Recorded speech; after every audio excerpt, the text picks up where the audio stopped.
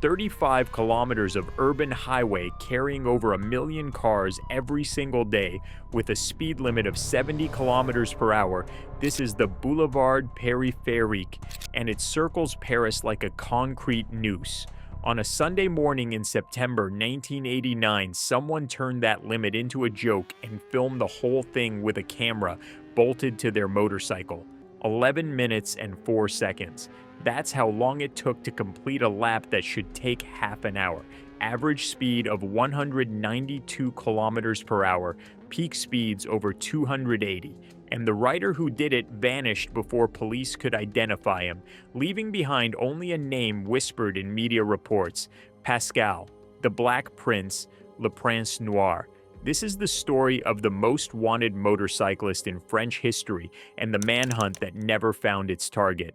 September 1989. The exact date remains uncertain, but the timestamp on the footage is clear. Sunday morning around 7:30 a.m. Traffic on the Périphérique is already building as Parisians head to work or early errands.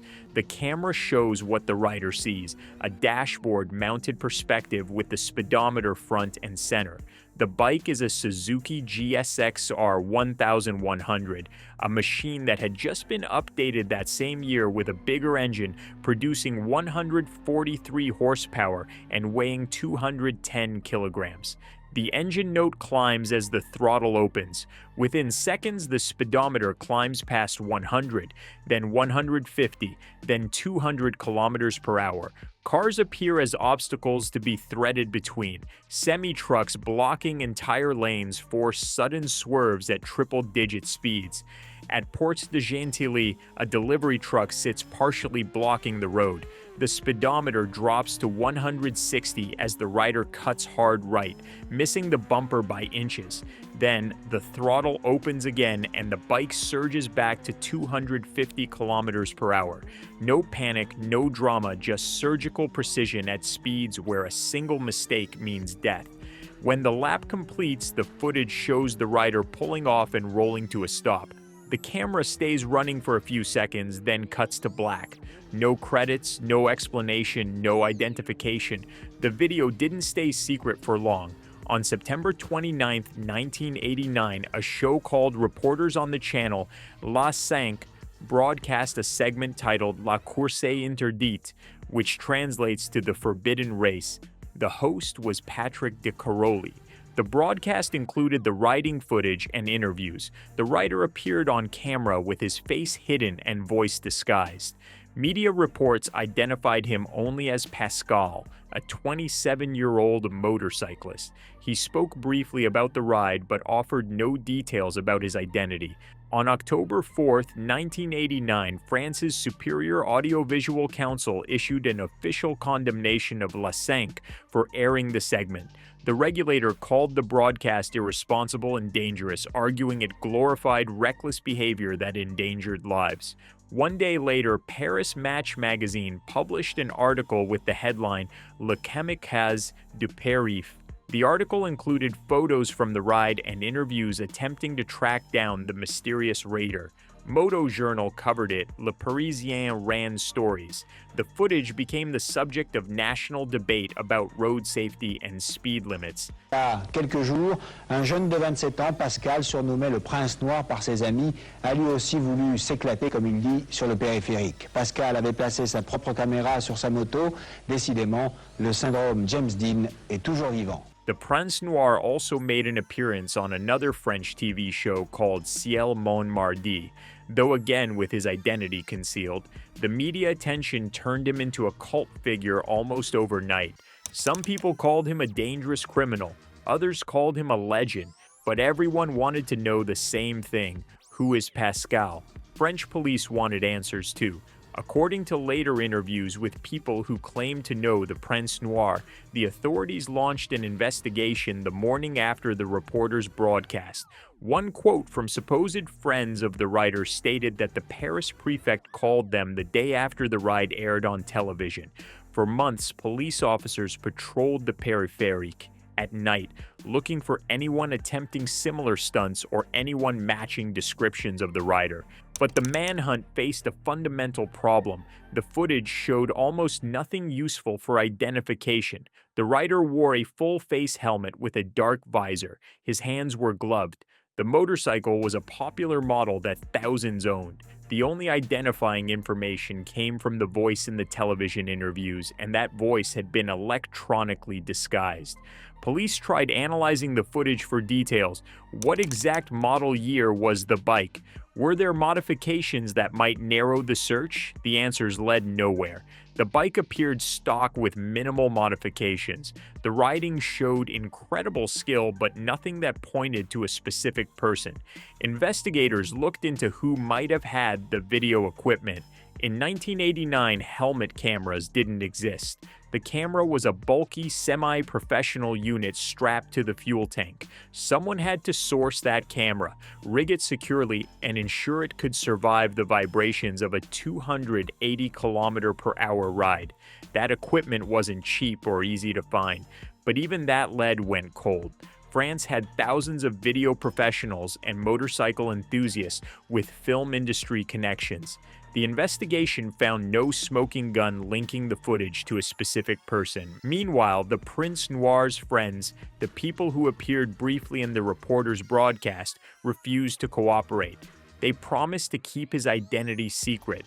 According to their later statements, they received multiple visits from police asking for names, addresses, any information that could help identify Pascal. They gave nothing. The code of silence held. By early 1990, the active manhunt had largely ended. Police still kept the case open, still responded to tips and rumors, but the dedicated patrols stopped. The Prince Noir had disappeared as mysteriously as he had appeared, leaving French authorities with nothing but the footage and unanswered questions. Here's what made the Prince Noir ride different from every other speed run filmed before or since. It wasn't just the speed, it was the conditions. Sunday morning traffic on the Périphérique meant the road was far from empty. The footage shows dozens of cars, delivery trucks, and motorcycles going about their normal business while the Prince Noir threaded between them at speeds that would be dangerous on an empty track. The physics alone were terrifying. At 280 km/h, the bike was covering 78 meters per second. Human reaction time is roughly 0.75 seconds for trained riders. That means the Prince Noir had maybe 58 meters to identify a problem and execute a response before impact. But the footage suggests his reactions were far faster, with corrections happening almost before obstacles fully appeared. Compare that to what came later. In 2004, 15 years after the Prince Noir ride, Ghost Rider completed his own lap in 9 minutes and 57 seconds. That's over a minute faster. His average speed was 211 km/h, but he rode at 5 a.m. when traffic was almost non-existent. He used a more modern, more powerful motorcycle, and he did it as a deliberate tribute to the Prince Noir, acknowledging that the original ride under heavier traffic was arguably more impressive despite being slower. So who was Pascal? That question has haunted motorcycle communities for over 3 decades. The evidence is thin. Media reports from 1989 identified him as 27 years old, which would put his birth year around 1962. That's the extent of verified biographical information. Everything else is rumor, speculation, or outright fabrication. In 2009, a French motorcycle magazine called Moto Review published an interview claiming to be with the authentic Prince Noir. In that interview, the rider supposedly expressed regret for the stunt and stated his determination to remain anonymous. But the interview itself raised questions. No verification was provided. No evidence confirmed the person interviewed was actually the rider from 1989. Then, in 2011, things got messy. A Dutch television report identified a man as being the Prince Noir, someone who came forward claiming credit for the ride 22 years after it happened. That claim spread through motorcycle forums and some media outlets, but it fell apart under scrutiny. The person couldn't produce the motorcycle. couldn't provide the riding gear, couldn't explain inconsistencies in his story. Most damning, his voice didn't match the voice from the 1989 reporter's broadcast. A detailed investigation published online systematically dismantled his claims. It pointed out that he had no photographs, no equipment, and no witnesses who could confirm his story. When questioned about details visible in the original footage, his answers contradicted what the video clearly showed. The consensus in the motorcycle community became that this was an imposter seeking attention by claiming credit for someone else's legendary ride. That imposter controversy actually made solving the mystery harder. Now every lead had to be checked against the possibility it was another fake. Every person claiming to know the Prince Noir had to be verified. The signal-to-noise ratio got worse, and the real Pascal, if he was even still alive, had even more reason to stay hidden. Some people believe he died. There are persistent rumors that Pascal attempted another record run and crashed, either on the Périphérique or on another road. These rumors claim his death was covered up to protect his identity, or that authorities simply never connected the crash to the Prince Noir. But no evidence supports this theory. No crash reports from the period match the description. No anonymous motorcycle fatalities in the Paris region during the early 1990s align with the timeline. Others think he left France entirely. The theory goes that the police pressure became too intense, that the media attention made it impossible to live normally, and that Pascal fled to another country where he could rebuild his life without the legend hanging over him. It's plausible but unverifiable. The most likely explanation is the simplest one. Pascal is still alive, still in France or nearby, and has spent the last 35 years successfully keeping his identity secret. The friends who appeared in the 1989 broadcast kept their promise. No one talked, no one gave him up, and Pascal himself never felt the need to claim credit publicly, content to let the footage speak for itself. The Prince Noir's legacy didn't fade with the Manhunt. Instead, it grew. The footage migrated from television broadcasts to VHS bootlegs traded among motorcycle enthusiasts. In the early 2000s, it hit the internet and went viral, before viral was even a common term. Forums dedicated to sport bikes shared the video. Websites about street racing analyzed every frame. The quality was terrible, copied and recopied until the image degraded into fuzzy artifacts, but people watched anyway. Ghost Rider's 2004 tribute run brought the Prince Noir back into public consciousness. The Swedish rider made it explicit in the title of his DVD, Ghost Rider Goes Crazy in Europe, that his Paris run was an homage to the original. He beat the time by over a minute, but he also acknowledged that the conditions were incomparable. Less traffic, better bike, different era. The spirit was the same, but the execution had changed. In 2009, a remastered DVD version of the Prince Noir footage appeared titled Black Prince Paris Périphérique.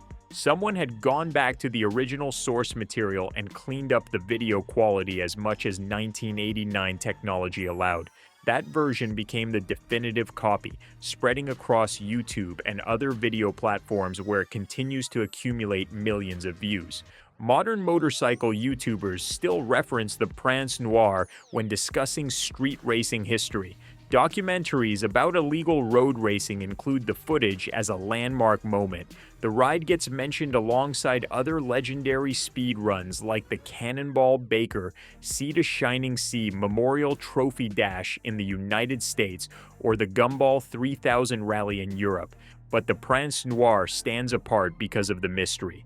The Cannonball runs have known participants with documented times. The Gumball is a semi-legal organized event with celebrities and social media coverage. The Prince Noir remains anonymous, a ghost story that happens to have video evidence. French authorities have never officially closed the case, but they stopped actively investigating decades ago. The statute of limitations on the traffic violations has long since expired. Even if someone came forward with definitive proof of identity tomorrow, prosecution would be nearly impossible. The case exists now more as historical curiosity than active criminal investigation. What the Prince Noir proved was that one person with enough skill and nerve could turn an urban highway into their personal proving ground and get away with it. Not because the police were incompetent, but because anonymity, when properly maintained, is almost impossible to break. Pascal never bragged in the wrong circles, never showed off the bike to someone who might talk, never let his guard down in the years when the investigation was active. The manhunt failed because there was nothing to find. No paper trail linking the equipment rental to a specific person. No witnesses willing to give names. No mistakes caught on camera that could identify the rider. Just 11 minutes and 4 seconds of footage that showed what was possible if you were good enough and willing to risk everything. 35 years later, the Boulevard Périphérique has changed. Speed limits have dropped to 50 kilometers per hour as of 2024. Traffic cameras cover every section. Police patrols are constant. Attempting what the Prince Noir did in 1989 would be exponentially harder today, not just because of enforcement, but because traffic has gotten heavier and the road has gotten slower. But the legend hasn't changed. The Prince Noir remains the rider who did the impossible and vanished. The manhunt that couldn't find its target. The mystery that won't be solved. Maybe Pascal is watching these videos too, seeing his younger self threading between trucks at 280 kilometers per hour, remembering what it felt like to be untouchable for 11 minutes. Maybe he tells his grandkids sanitized versions of the story, leaving out the danger and the police chase. Maybe he takes the secret to his grave, content that the footage is all the legacy he needs. Or maybe he never looks back at all, having moved on from that Sunday morning in September 1989 when he became a legend and decided that legends are better left as mysteries. The hunt for Prince Noir is over, not because he was found, but because he won. He rode into history and disappeared before anyone could catch him. And that's exactly how he wanted it. So what do you think happened to Pascal? Is he still out there watching these videos, or did the legend die with him years ago? Drop your thoughts in the comments below. If you haven't seen the full story of Ghost Rider, the Swedish legend who paid tribute to Prince Noir with his own 9-minute 57-second lap in 2004, make sure you check it out on our channel. And while you're at it, hit that subscribe button so you don't miss the next hunt. Thanks for watching.